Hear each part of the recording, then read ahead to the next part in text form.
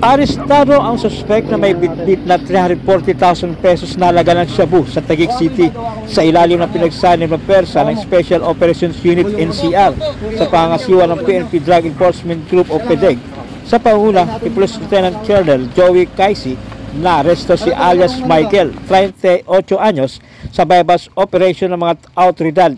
Bandang alas 12:30 ng madaling araw kahapon nang isagawa ang operasyon kung saan nakumpiska sa suspek ang 50 gramo ng hininalang shabu na may standard drug price na 340,000 pesos, isang 40 caliber pistol, isang magazine na may kargang 7 bala, isang Android phone, isang keypad cellular phone, ATM card, 2 identification card, isang wallet, isang resibo at isang slim bag.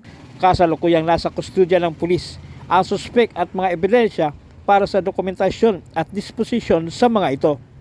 Kagawad, i-search mo muna itong ano natin. Sisig natin. Itong sisig natin. Pakita yung mga bulsan natin.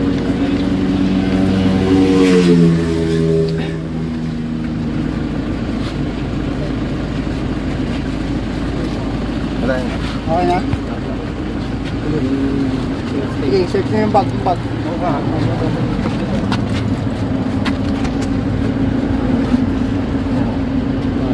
Tingnan ano? Pera. Baril.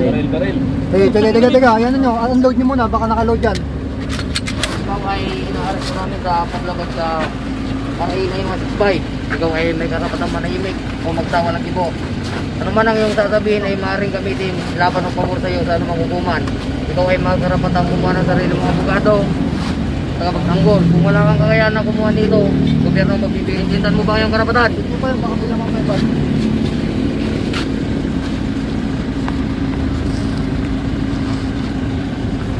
Cellphone niya, sir. Ano to? Ganito talaga to? Ganyan talaga yan? Ano yan? Cellphone? Ito na yan, flip yan, flip. Ito yun?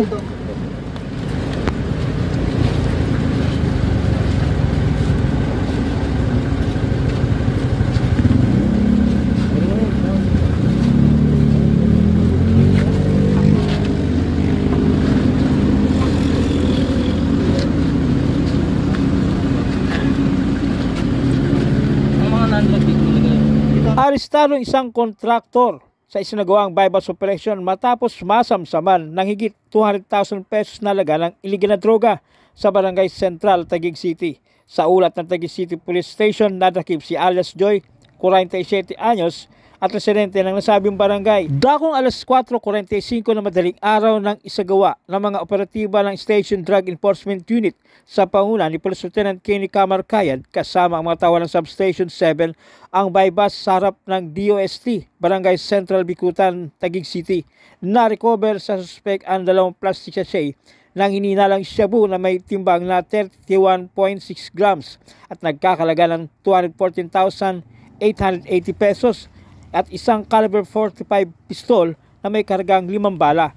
Nasampa na ng kasong paglabag sa Sections 5 at 11 ng Republic Act 9165 o Comprehensive Dangerous Drugs Act of 2002 at RA 10591 o Comprehensive Law on Firearms and Ammunition ang suspect. Ikaw Joy Villano Pagkalinawa na yamin na salang paglabag sa Republic Act 91 and Republic Act 10591. Ikaw ay may karapatan manahimik o magsawalang ibo. Ano man na iyong sabihin ay maaaring gamitin pabor o laban sa iyo sa ating hukuman. Ikaw may karapatan na kumuha sa sarili mong abogado na iyong pili upang ikaw ay magtanggol. Kung ikaw walang kakayahan, ikaw ay magkakalooban. Ikaw rin may karapatan na kumuha sa sarili mong doktor na iyong pili upang ikaw magpasuri.